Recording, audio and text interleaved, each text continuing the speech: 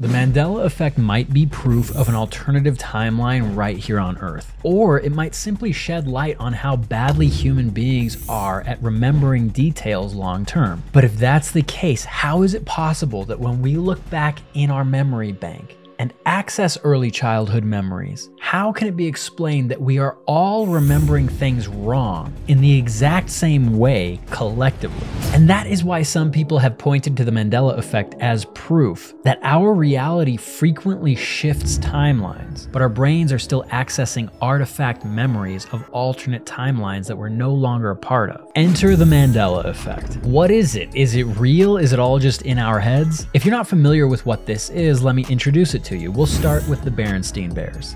They actually didn't exist. It's the Berenstain bears. But most people remember this family of bears being spelled Berenstain. I think the Berenstain bears are magic. Whoa. Mine says Berenstain. And for me, my childhood memory is that it's a family of 4 bears, and I was really invested in this show and the books as a child. And I don't ever remember seeing a baby bear, but baby bear is there now. It's obviously a big part of the Berenstain Bears series. So is my memory bad, or did the Berenstain Bears actually change? How about the Pokemon Onix? It's spelled O-N-Y-X, we all remember this. But that's also actually not true. If you look at your cards, it's spelled O-N-I-X. And if one of these haven't gotten to you yet, one of them will, because this list goes on and on. C-3PO from Star Wars wasn't actually all gold. He had a silver leg. The FlintStones is actually spelled and pronounced the FlintStones. Sandy Cheeks from SpongeBob never actually wore a scuba pack on her back. Shaggy from Scooby-Doo had an Adam's apple. You remember how it would move up and down as he would gulp when he was scared? But if you pull up old episodes, this animation detail, the Adam's apple, isn't actually present. And I don't know about you, but you cannot tell me that Tinkerbell didn't fly around the screen and dot the I above Disney in all of the Disney home video intros. But if you go back and look at your old VHS tapes, this is what they look like.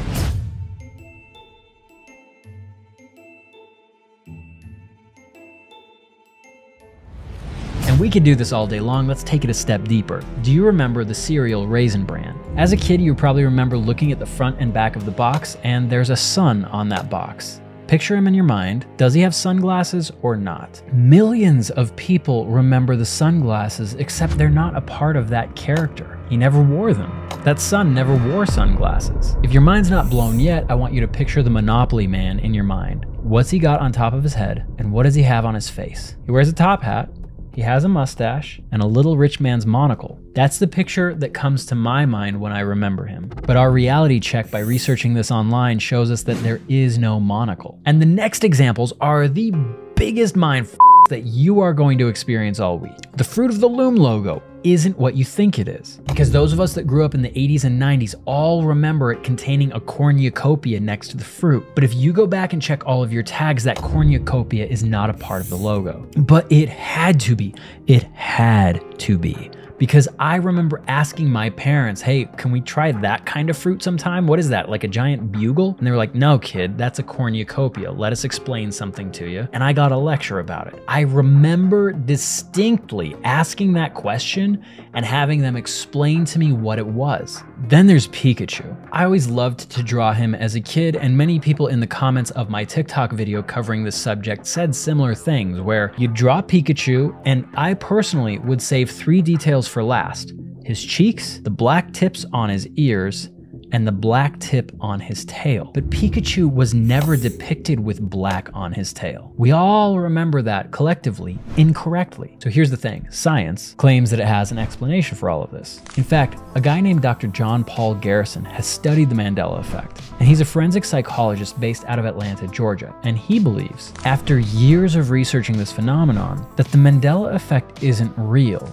It's actually the result of pieces of content and media and articles just just like this video you're watching right now, where a creator or a news outlet puts out this concept, which tricks your brain into mixing up suggested memories from the article that you replace with the actual memories from your childhood. If I come on here telling you that I remember the Pokemon card Onix being spelled O-N-Y-X, your brain creates that memory for you on the spot, and you're like, yeah, it was O-N-Y-X. I'm gonna go check my cards, and then boom, it's news to you that it was actually O-N-I-X. And that memory of you thinking it was spelled O-N-Y-X, even though it never was, is embedded into your subconscious permanently. Not just yours, but the collective group of people who enjoyed this piece of content. This piece of media. I actually hate the word content. I don't know why, there's something so chuggy about it. Now, this all gets very weird though, so strap yourselves in. Supposedly part of why all of this happens is because of the way that our brain stores information. Our brains use association to help us remember things. Because if I tell you that my name is Mr. McGriggerty, you're gonna have a hard time remembering that because nobody's name is Mr. McGriggerty. But if I say, hi, my name's Christopher, your brain says, oh, my cousin's name is Christopher. And your brain lumps me in with that cousin by association to help you recall information more efficiently. And our brains do this with images, events, dates, everything. So part of what might be happening here with the Monopoly Man, for example, is that the Monopoly Man doesn't have a monocle and he never did. But the Planters Peanuts mascot, which is a similar style that was around at the same time in the same stores where we would purchase or look at copies of Monopoly, that mascot does have a monocle. So by association as children, we could have en masse associated the two incorrectly, forming a false memory independently of each other, but a memory that we all experienced in some way. And since our brains operate in similar ways, we have that false memory collectively without talking to each other about it beforehand. And then when a piece of content like this shows up, explaining that there's this weird Mandela effect that you're remembering the monocle man on the Monopoly board incorrectly, it seems like something more is going on, and it creates a false memory in the masses. Now there's a name for how our brains package and store information by association. It's called a schema, and the brain uses schemas to help us remember more stuff more efficiently. But it comes with a drawback because our brains can trick us by forming false associations when it forms a schema or lumps a new piece of information within an existing one. For example, many people mistakenly think that Benjamin Franklin was a US president, not because they learned that in a textbook somewhere, but because by association with all the other US presidents that we have on our currency, George Washington on the $1 bill, Abraham Lincoln on the $5 bill, Andrew Jackson on the nickel, Franklin Delano Roosevelt on the dime, that association helps reinforce a false memory within millions of people who incorrectly believe Ben Franklin was a US president. That might be happening to some of you right now where you're like, that's news to me. But is that what's happening with the Mandela effect? In order to understand this better, we need to go back to the origins of the Mandela effect. But what is Mandela?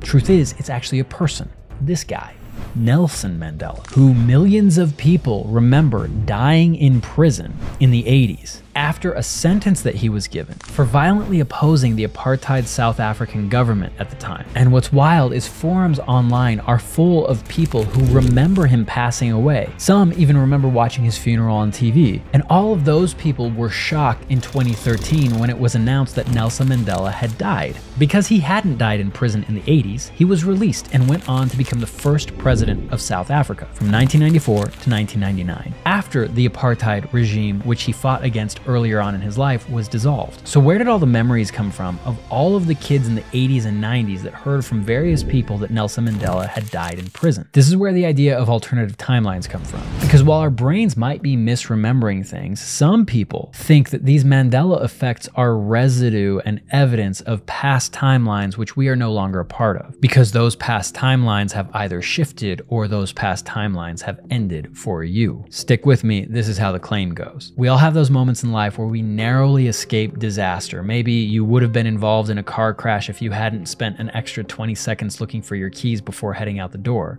But there's this concept that there are infinite timelines and infinite versions of reality, which means there's a version of reality where you weren't looking for your keys and you were right on time to make that car crash. Now, the idea is that if you die in one timeline or one reality, your consciousness just shifts into the next reality where you haven't died yet. It ends in that timeline and continues on in another. But your consciousness remembers details about your previous timeline that don't match the current one. And so since past events from this timeline don't exactly match the ones from your previous one, you have these false memories. And some of these false memories are collective. So the question really is, which explanation makes most sense to you? Because it's impossible to prove one over the other. The only thing that we can be sure of is some of us remember things completely differently, and there's large groups of people who remember things incorrectly the same way, like the spelling of Looney Tunes, which is not Loonytons, which is what I remember.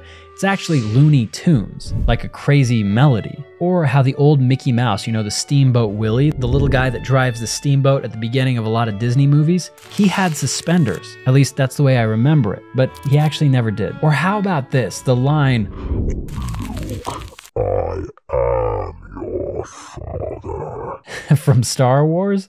Yeah, that line in The Empire Strikes Back, it actually doesn't exist. This is what was said in that scene.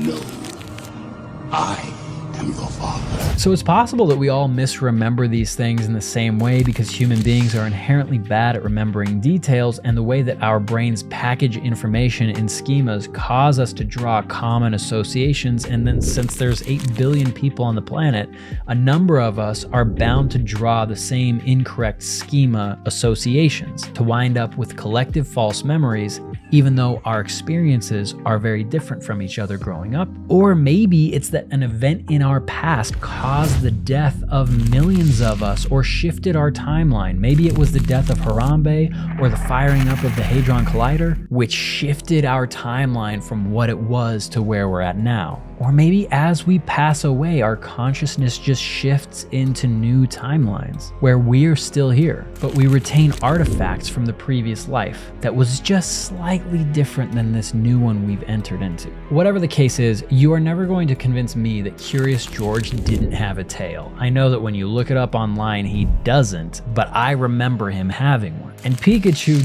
definitely had black on his tail when I was a kid. And finally, Hannibal Lecter in Silence of the Lambs definitely greeted Clarice Starling with, "Hello, Clarice," not this garbage.